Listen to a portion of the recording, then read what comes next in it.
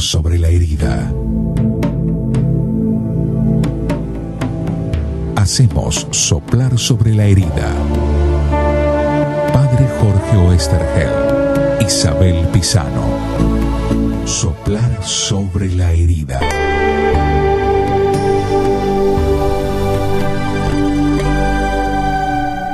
De una manera u otra, el 1492 marca en Europa y en América el nacimiento del gran tema de qué es el hombre y cuáles son los derechos de las personas. Auspician este programa.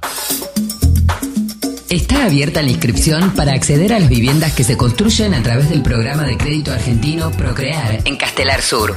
Los vecinos y vecinas interesados podrán informarse en www.morón.gov.ar. Morón Municipio, Corazón del Oeste.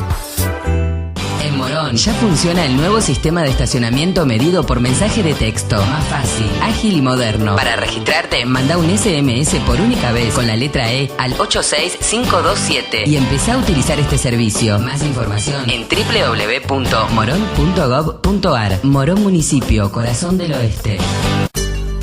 Todos los libros en La Cueva, con todas las tarjetas de crédito. Avenida Arias 2354, Castelar. 4489-4164 y Avenida San Martín 2651, Caseros. 4734-4440. En La Cueva, con todas las tarjetas de crédito.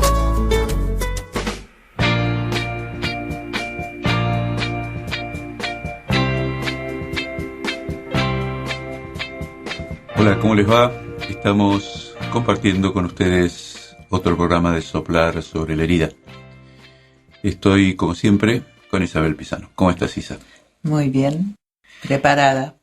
En estos días se ha celebrado, ya no se llama más el Día de la Raza, afortunadamente. No. ¿Se llama?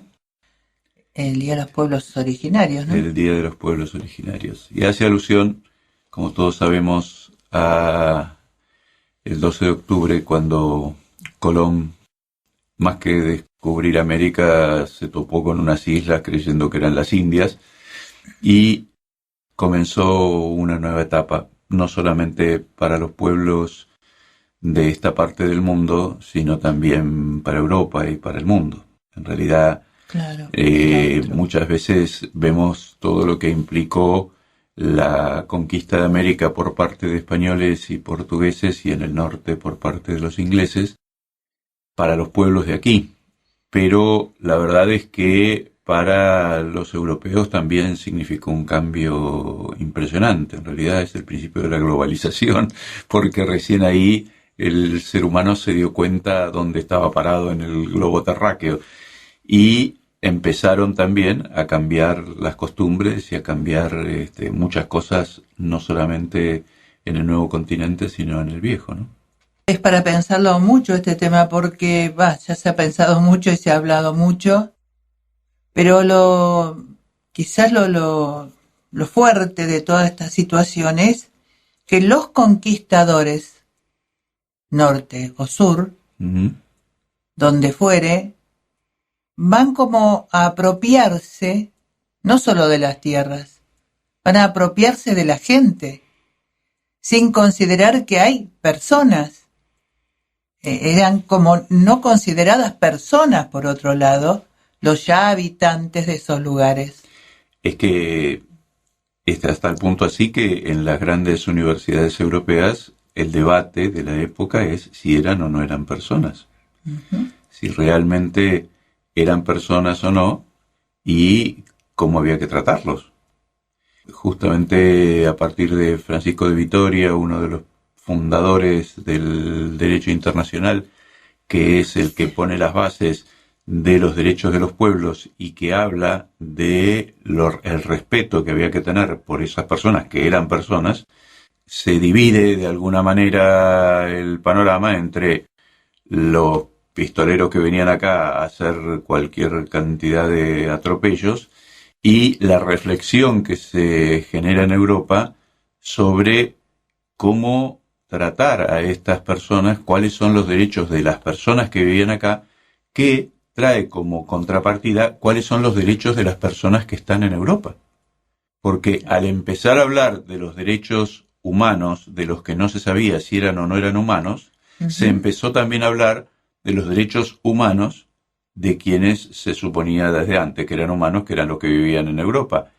Pero el tema hace que el respeto que se merecía a los conquistados, por decir así, había que tenerlo también con respecto a los países de origen.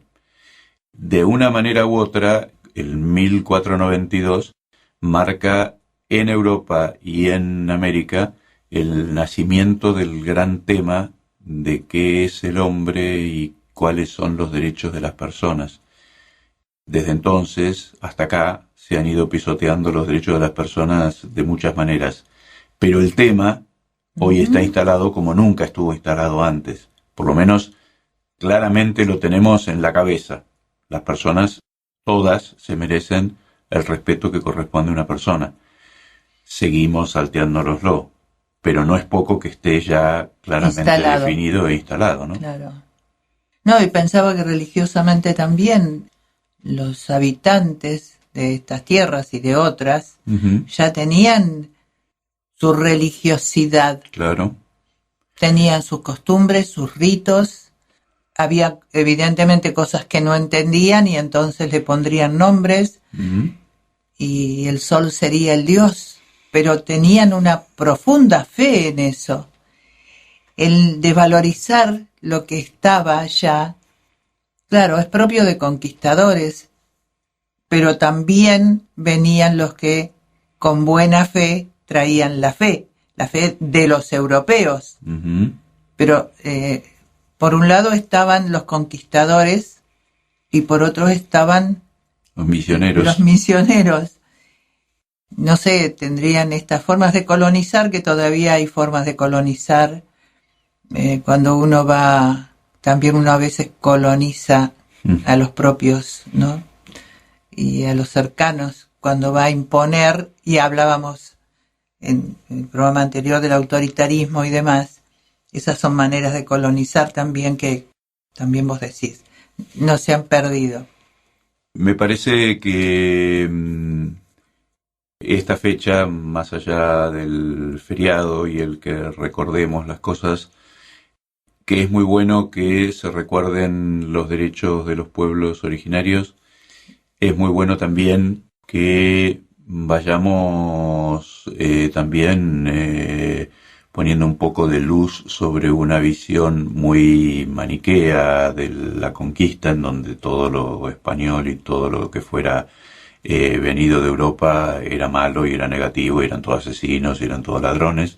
La verdad es que junto con eso vino también la fe y vino mucha gente muy abnegada que dio su vida por transmitir lo mejor de Europa y la fe cristiana a los nuevos pueblos que estaban naciendo, porque si bien hubo muchas muertes y muchos crímenes terribles, también es cierto que quedaron hasta hoy una cantidad de pueblos originarios que se merecen el respeto y se merecen también el que uno dialogue con ellos, y dentro del diálogo para nosotros está también la fe.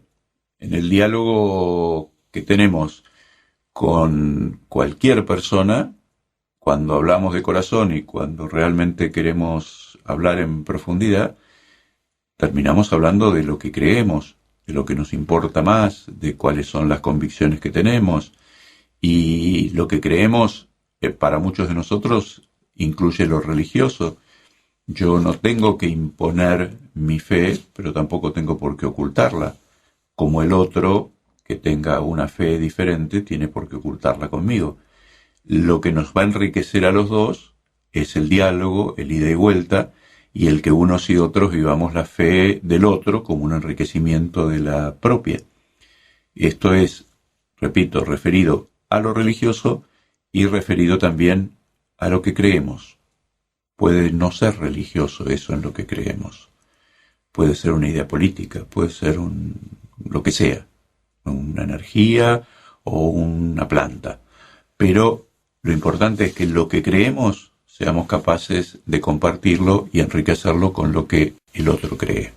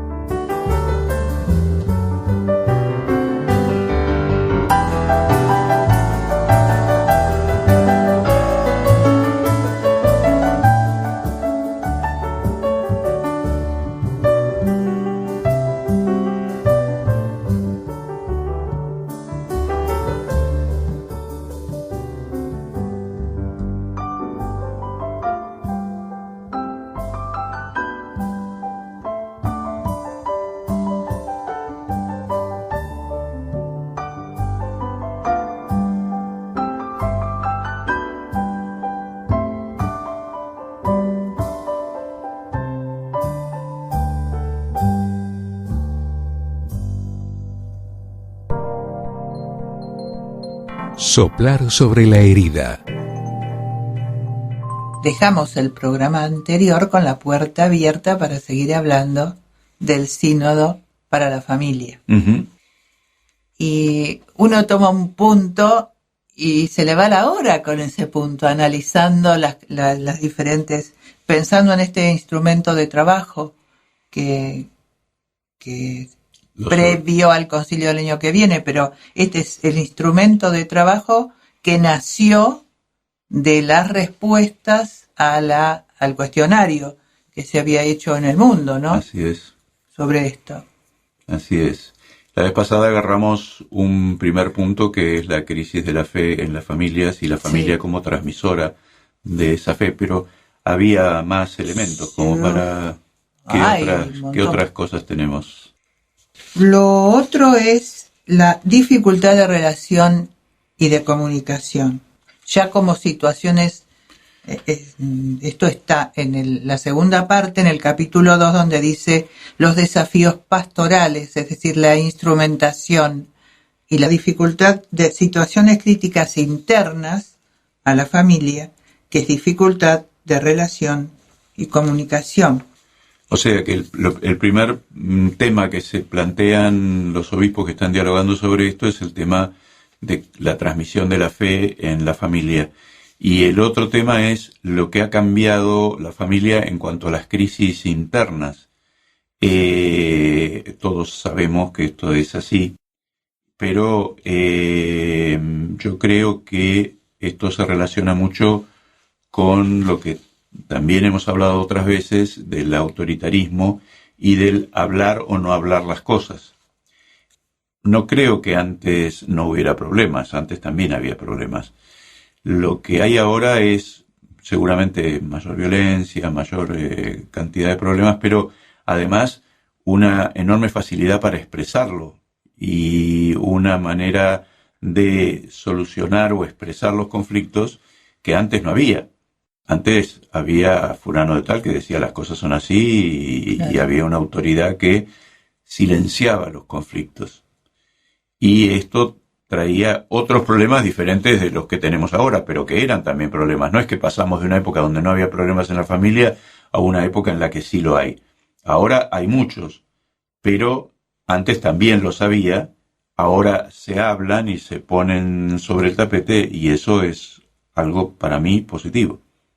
Antes era difícil relacionarse con los padres, había distancia.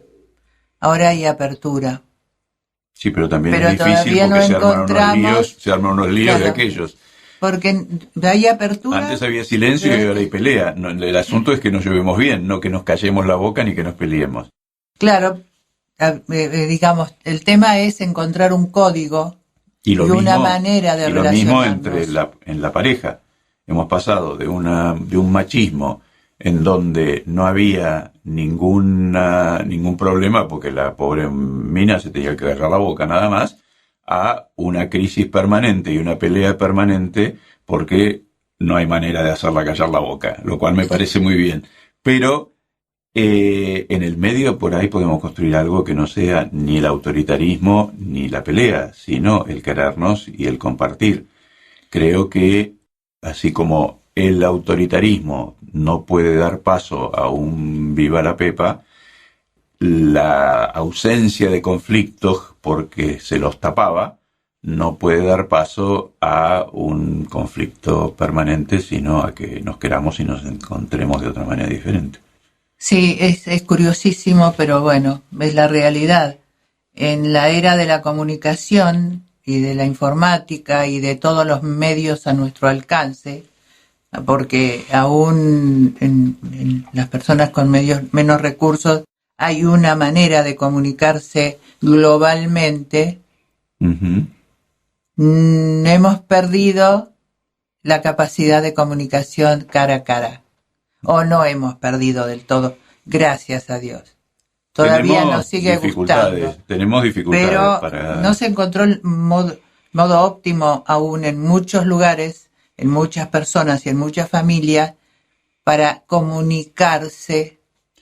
Es curioso cómo se parece esto que estamos diciendo a algo que el Papa dijo al empezar el sínodo.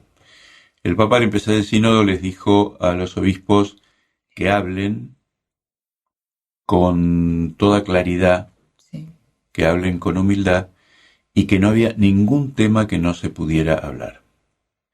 Este punto es exactamente la novedad de Francisco. La novedad de Francisco no va por el lado de lo doctrinal ni por otro lado. La novedad de Francisco va por el lado de decir de todo se puede hablar y hay que hablar.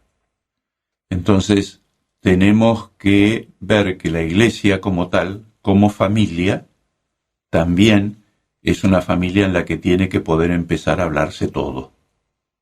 Porque también en la Iglesia determinado autoritarismo impidió durante mucho tiempo que se hablen muchas cosas. Sí. Y entonces ahora el Papa nos está invitando a que no haya temas que no se puedan hablar. ¿Cómo es lo que dijiste?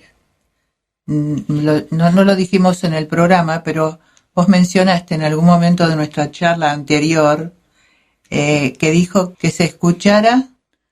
Se escuchara con humildad y que se hablara con claridad. Ajá. Se hablara con pasión, dijo, y con claridad. Y que se escuchara con humildad. Y que se podía hablar de todo. Esto es lo nuevo. En otros tiempos, un papa inauguraba un sínodo hablando 1 hora y media y diciéndoles a todos lo que tenían que decir y lo que tenían que reflexionar. Este papa hizo un discurso de una carilla y dijo que se podía hablar de todo. Entonces, abre un debate extraordinario, pero nos plantea un problema. En nuestras comunidades, en nuestros colegios, en nuestros países, también hay que hablar de todo. Hay que hablar de todo, y cómo cuesta a veces hablar de todo, porque el tema no, a veces uno habla de todo, dice de todo en la casa, llega y larga todo, y que diga no significa que se diga. Por ahí plantea todos los problemas, por ahí habla, se descarga, y no hay después una comunicación, simplemente fue el dejar la valijita, la bolsita arriba de la mesa e irse. Y la bolsita está llena de cosas. Es la manera lo que tenemos que encontrar de poder llevar las cosas, que alguien nos escuche con humildad y poder escuchar nosotros también lo que se nos dice. Entonces, los problemas están, la carga emocional está, el asunto es cómo la comunicamos y de qué manera nos sentimos acompañados. Por ahí también nos dicen que, bueno, que tomemos otra actitud, pero me parece que fundamentalmente lo que tiene que haber es un respeto enorme entre los que se comunican, ¿no?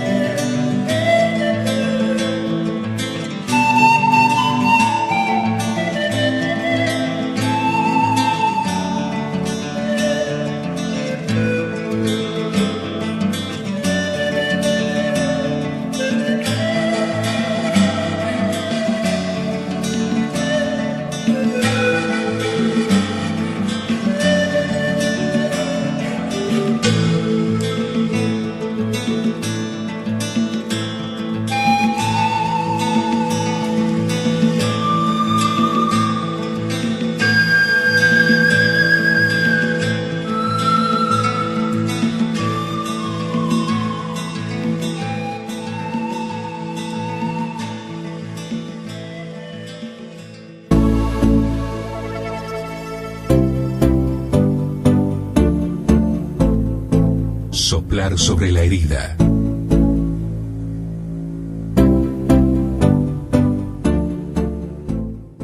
En Morón, campaña nacional de vacunación gratuita para niños y niñas de 1 a 4 años. Hasta el 31 de octubre se aplicará gratis la vacuna de la rubeola, sarampión y polio, sin receta ni visita médica. Consultá en los centros de salud. En el Genitores e hijos. Estamos todos reventados de cansancio, y cómo hacemos para sostener vínculos afectivos, provechosos, buenos. Por eso, plantearse el tema de la familia es plantearse el tema de la sociedad en su conjunto y de cómo queremos vivir y convivir todos los seres humanos. No es un aspecto de la sociedad la familia, es el núcleo de toda sociedad, cómo nos organizamos para que podamos vivir en familia.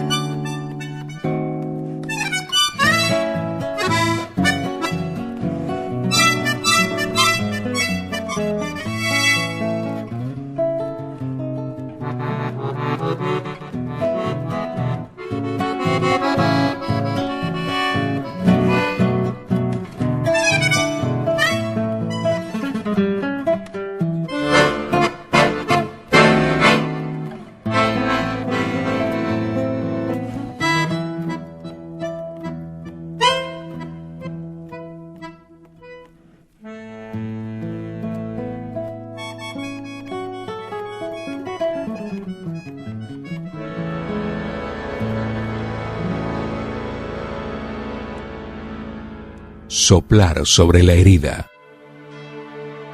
Jesús estaba hablando y una mujer levantó la voz en medio de la multitud y le dijo: «Feliz el vientre que te llevó y los pechos que te amamantaron». Jesús le respondió: «Felices más bien los que escuchan la palabra de Dios y la practican». Lucas capítulo 11, versículos 27 al 28. Este pasaje del Evangelio que acabamos de escuchar, muy cortito pero con una enorme riqueza, nos muestra algo curioso sobre lo cual no siempre nos detenemos a pensar. Muchas veces se habla de la familia de Jesús como una familia perfecta, como si fuera la familia Ingalls, y la verdad es que la familia de Jesús fue una familia muchas veces empujada por la sociedad a una fragmentación, a viajar, a huir, a no entenderse. Este pasaje en donde le dicen, la alaban a María, recibe como respuesta: no, sí, está bien, felices los pechos que te llevó, los pechos que te amamantaron y el vientre que te llevó, pero felices más bien los que escuchan la palabra de Dios y la practican. Lo más importante de María era que había escuchado la palabra de Dios y la había practicado. Gracias a eso, ella es la madre de Jesús. Eso es lo que genera que María sea María, el haber escuchado la palabra de Dios y haberla practicado. O sea que cualquiera de nosotros que puede escuchar la palabra de Dios y ponerla en práctica, entra dentro de ese lugar que María es la primera en inaugurar. Es muy, muy rico y muy importante este texto. Escuchar. También incluso en el contexto de lo que estamos hablando de la familia, ¿no? Sí, yo pensé en esto de escuchar la palabra, de escuchar. Porque con este tema de que los padres pueden separarse, pero no dejan de ser padres, y tienen hijos. Estoy recordando una cosa, lo escucho en la radio, un rapero que le dice: papá, escúchame, mamá, escúchame, y le va diciendo todo, porque en realidad es una publicidad que impacta sobre justamente el no escuchar de los padres. Los chicos, cuando están mandando señales, hablando o no hablando, porque hay otras formas de comunicarse también, cuando los papás no están atentos a estas señales que envían los hijos. Larga el celular y mírame. Exacto, también larga el celular y mírame. Pero es impactante eso, y pensé en la palabra que no se escucha. ¿Y qué sería además escuchar la palabra de Dios? ¿Escuchar la palabra nada más? No, porque Jesús aclara y la practica, que eso sería lo que a veces nos perdemos. Escuchamos un año, otro año. Un día la palabra se hace carne y la entendés, por un lado. Pero además la palabra suele ser clara. A veces no tanto, pero alguien te dice. Pero uno ya va sabiendo cuál es la técnica, cuál es y qué es lo que Jesús pide cada vez que Él habla o que se relaciona con alguien. Uno sabe que ahí está el amor al prójimo permanentemente actuando. Yo creo que el Evangelio es muy claro. Sí. Nosotros lo confundimos. Lo único que hay que hacer es, cuando uno no entiende algo, seguir adelante. Y quedarse, sí. Claro, cuando uno no entiende algo hay que seguir adelante y quedarse con lo que sí entiende. Y sobre todo, darse cuenta de quién es el que te está hablando. Vos cuando estás leyendo una carta de alguien, cuando se escribían cartas, ahora se escriben mails, pero bueno, cuando lees un mail, te estás imaginando la persona que te lo dice. Cuando uno escucha el Evangelio, tiene que imaginarse el que te está hablando, que es Jesús. Y entonces nosotros escuchar el Evangelio y no ponerlo en práctica es no escuchar, porque todo el Evangelio nos lleva a poner en práctica y a concretar. Es como leer una partitura y no tocar el piano, es decir, no sirve para nada. Es decir, vos tenés que para que haya música tenés que agarrar el instrumento, no solamente leer la partitura. Entonces, el Evangelio es la partitura, pero después tenés que ponerte a tocar, a ejecutar, y cada uno lo ejecuta de una manera diferente. Pero hasta que no agarro el violín o la guitarra o el piano y me pongo a ejecutar eso que otro escribió, yo todavía no hice nada más que leer una serie de garabatos en un papel. Claro, entonces más que escuchar es oír como algo, como palabras bellas.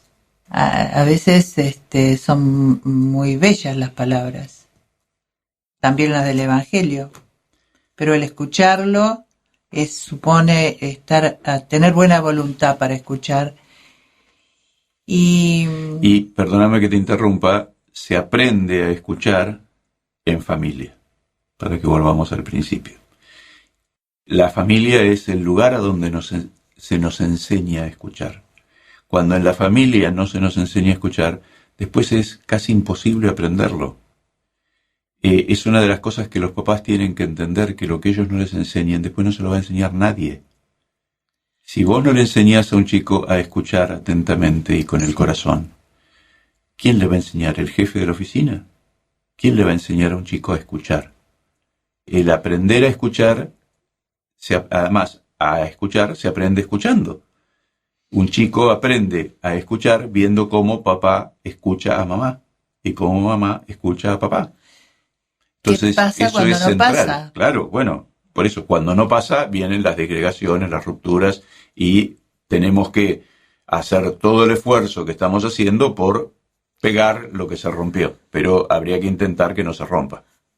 Sí, el tema de escuchar y de poner en práctica a veces digo, cuando uno no aprendió en su casa cómo se escucha y cómo se comunica y cómo se vive en familia, ¿qué hace?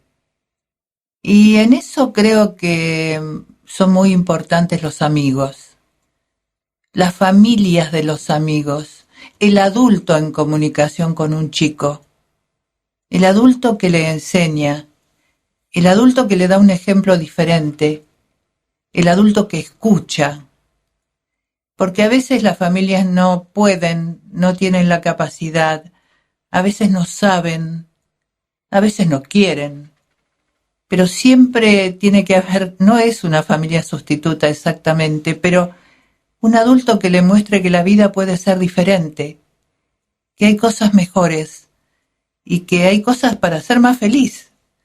Y bueno, aprovechar esa relación que uno tiene con los demás y con los pibes sobre todo. Me parece que es importante.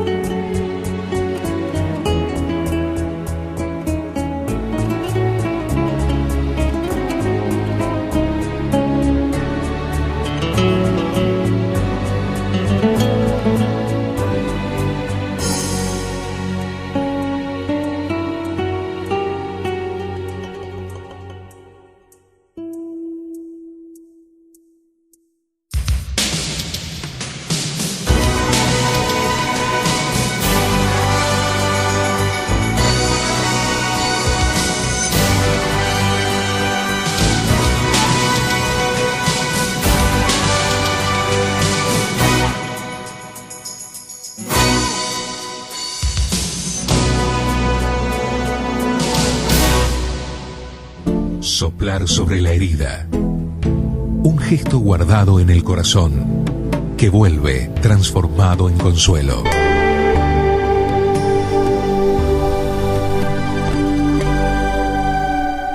Estamos terminando otro programa de Soplar sobre la herida. Como siempre, les agradecemos que ustedes hayan estado allí compartiendo con nosotros y los invitamos a que nos sigan en www.soplarsobrelarherida.com y en Facebook, que se hagan amigos. Sí, sobre todo, que se hagan muy amigos. Este es un tema que da para rato y va a seguir el sínodo hasta que termine y vamos a tener material. Por eso ustedes no dejen de seguir con nosotros. Por eso los invito para el próximo programa de Soplar sobre la herida. Muchas gracias. Hacemos Soplar sobre la herida. Padre Jorge Oesterheld, Isabel Pisano. Edición Enrique Di Masi. Soplar sobre la herida.